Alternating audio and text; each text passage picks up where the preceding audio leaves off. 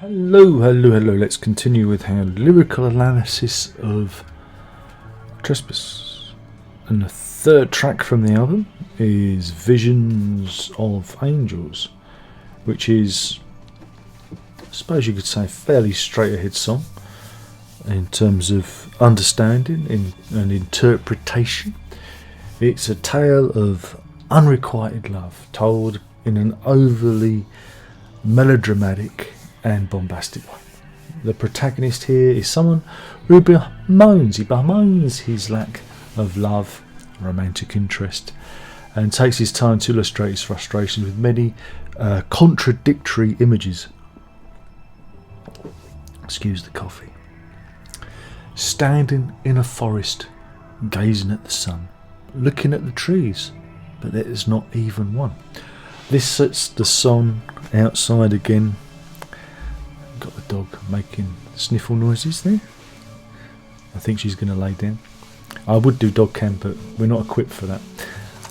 So ignore. I'll edit this out. This is just a distraction. I'm not going to start again.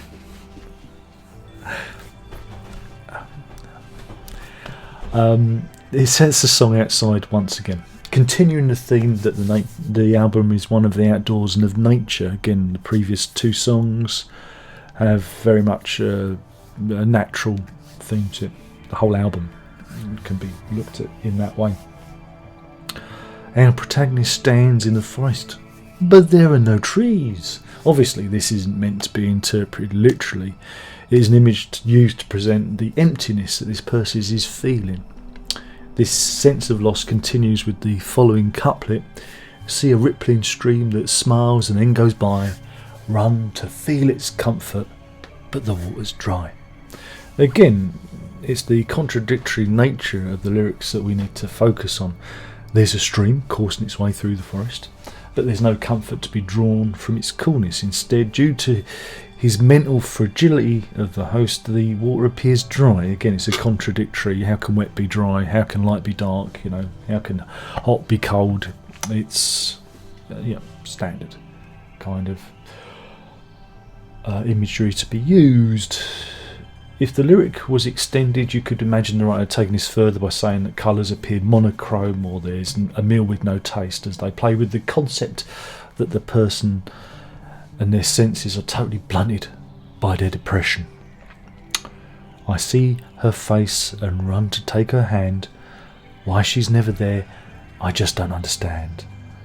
The trumpet sound, my whole world crumbles down. Here is revealed the source of our protagonist's misery. It's a woman. Yes, they have women troubles, and they don't have anyone to love. They are alone. It's the age-old problem for the socially awkward teenager or the inadequate male: sexual desperation. He imagines his dream lady, but she eludes him. And now, this is something that occurs in other Genesis songs. It's something that happens in The Lamb Lies Down on Broadway, where the main character, Ram, often sees his brother John. Again, not an object of his sexual affection, but his fraternal affection.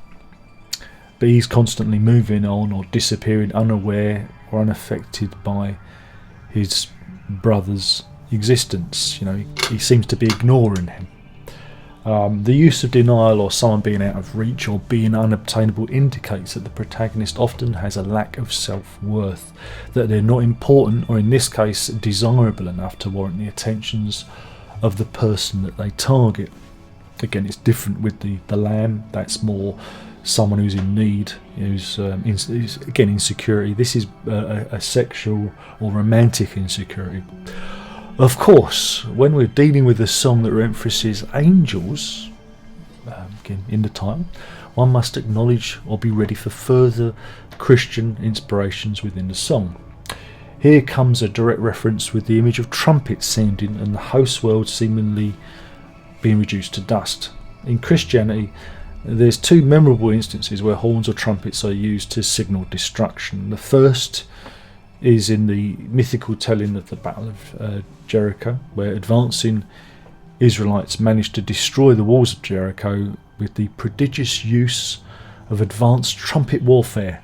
Yes, they blew their horns until the walls fell. Now, you should know this if you've ever been to Sunday school. It's one of the stories that they often told, and I was witness to when I was a wee nipper. It's still in shorts.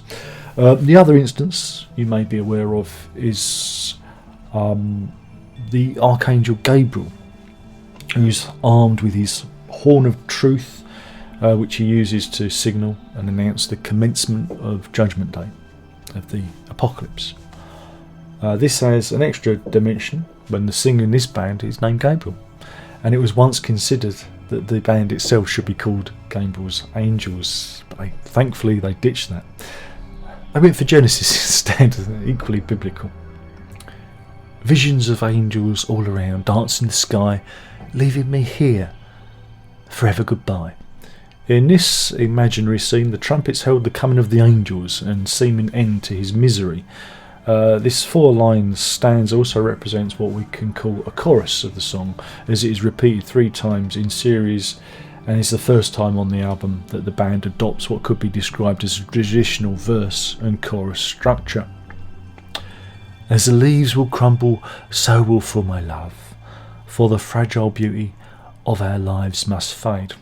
Now remember, kids, tits and arse don't last forever. Indeed, this couplet is about the impermanence of life and the entropy tango that is symptomatic of our known existence. Heavy stuff. Though I once remember echoes of my youth, now I sense no past, no love that ends in love.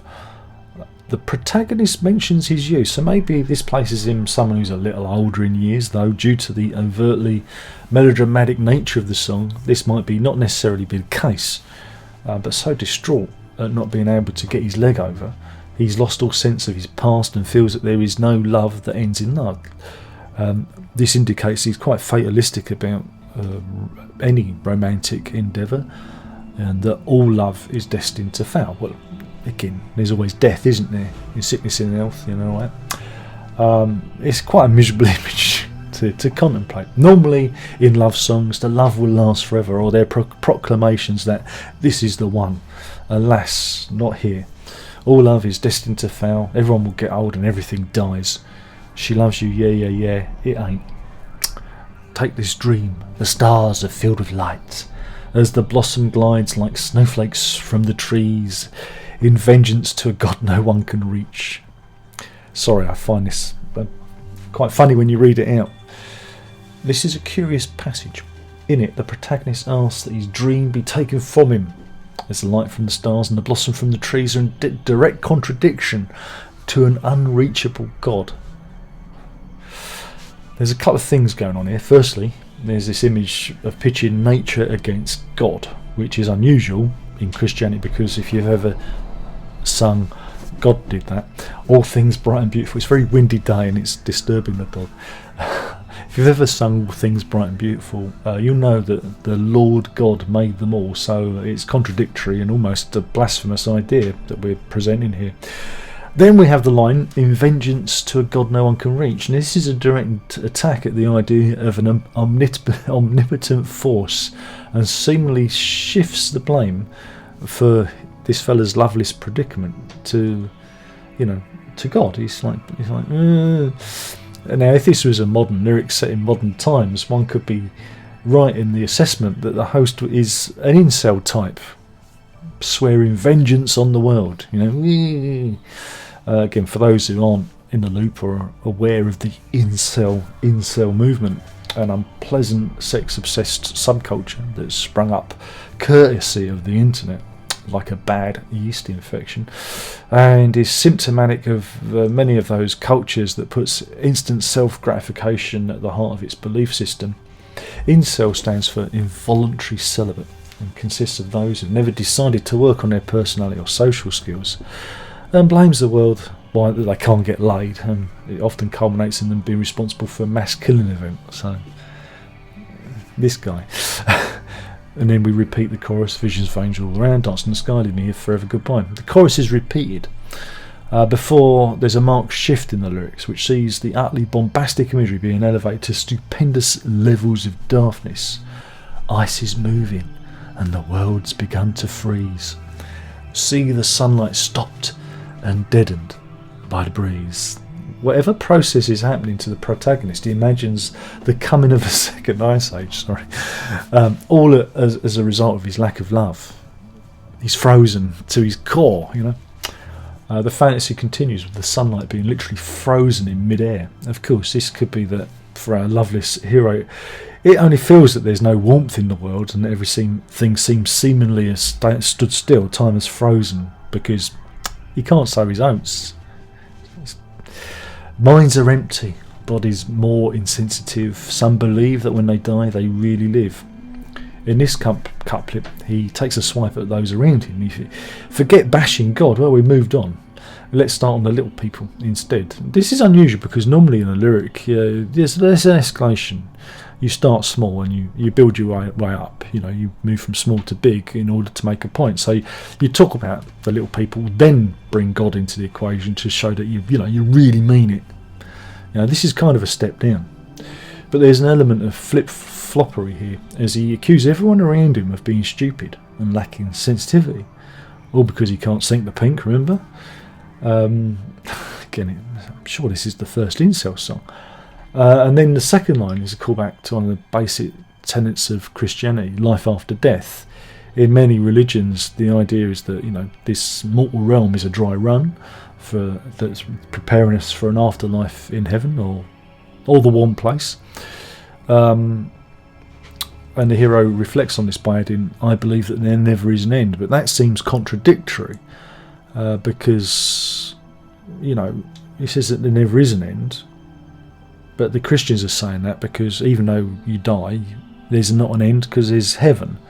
So I'm not sure. Does he mean there's never an end in life? It's a bit obscure, obtuse line. But yeah, he appears to be agreeing with the Christians that he's mocking. So it's an odd line. That they think that there never is an end either. That one continues onwards in the spiritual realm under God. Or perhaps he means that there's never an end to life, which again isn't the case. It's an odd line, especially when adding, God gave up this world, its people long ago. Plot twist. He believes that God is long gone and has abandoned this planet, which again is wholly contradictory to some of the other imagery presented in the song. Like the angels, for example, were foot soldiers and messengers of God. No God equals no angels. But I'll get on to what the angels could represent later on. But the final line of the verse reveals that all these statements are born out of frustration. Why she's never there, I still don't understand. Indeed, it all relates back to our protagonist's lack of a girlfriend, right? And an inability to get his little chap wet. And this has him railing against the world and God and everything. It's people and God. Like I said, this is a song that's dripping with absurdity, melodrama and bombast. And it's rounded out with a repetition of the chorus, which brings the song to an end. So now we move on to themes and imagery. Isolation seems to be the main theme of the song, combined with a lack of romantic interest from a member of the opposite sex. Whether this person is real and lost or imagined and unrequited is ambiguous, but the sexual frustration of the protagonist is palpable, and he's almost being reduced to a husk of a man by the isolation, being outcast in nature that appears to be the opposite of what it is, with the forest not being there and the water being dry. So even though he's out in nature, he doesn't appreciate, he doesn't feel anything because he's kind of dead inside because of his, not being able to get it up.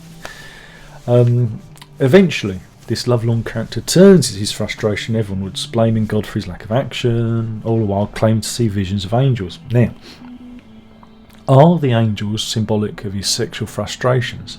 Are they pre-orgasmic hallucinations? Or literal, in that his sense of isolation is sent him on a religious sexual vision quest? Are the angels women, actual women? Those were visions of angels. It's actually women he's seeing, and it's kind of making him randy and more resentful. Or is he actually seeing actual religious imagery? Again, I doubt it, because again, I can't nail this one down because of the ambiguity. It could be that the angels are women, actual women, and that's why he's frustrated, because he said that God doesn't exist anymore. So again, ambiguity there. It's up to you to figure that one out. The theme of sexual frustration is repeated is repeated in the works of Genesis. The next obvious one is the musical box, where the ghost of a child ages rapidly in an attempt to sexually attack his murderous female playmate. And then you have Count Out Time on The Lamb Lies Down on Broadway, where the lead character Raoul expresses his lack of sexual conquest in a more comedic fashion. Again, he's not actually trying to, crying snot at the world. He's not making a fun of what goes wrong. You could even quote The Lady Lies and Inside Out as times where Genesis have used the sexual needs of their protagonist, and those needs lead to their ultimate downfall. Sex looms large in the lyrics, but there's a darker side to it than that you get in your average rock and roll song about getting, some satisfaction.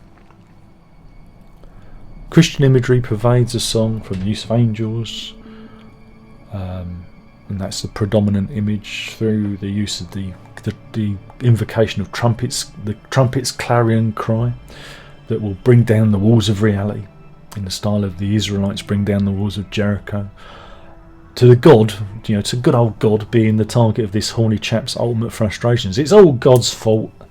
Like I say, in contemporary culture, such a chap would be labelled an incel, and as discussed previously. But it's only when you put this song under scrutiny that the ludicrous nature of the song becomes apparent. Now, if you'd have added an element to it, if there'd been bereavement, then one could understand the anger of the protagonist. But there's no indication that the lover mentioned in the song has been lost, or has even actually ever existed. It could be a piece of the imagination. It feels like the dreamlike frustrations of a horny teenager being squirted onto the page with an unpalatable dollop of self-pity. So that's the song.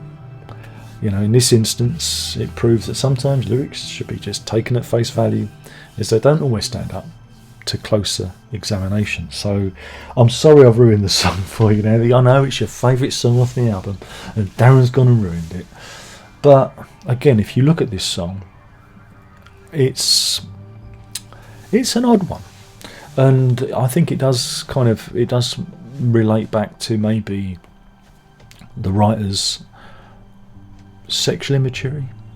There's a hint. There's you get the thing they're kind of playing with romantic imagery, with romanticism, but it's that desperation that underlines everything that kind of spoils it.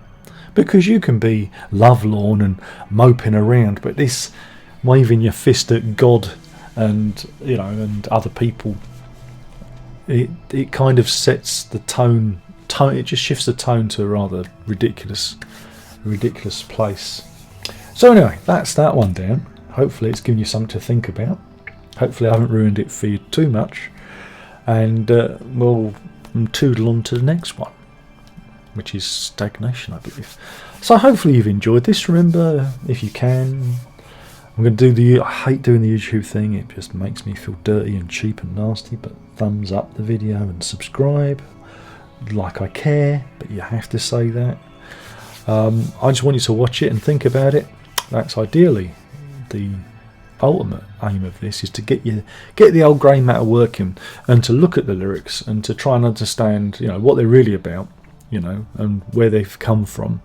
And of course we all bring our own interpretation to these things, so everyone's got their own idea about these things. So that is the end. That's where we draw the line. Thank you for watching. There's only one more thing left to say, and that is ta-ta.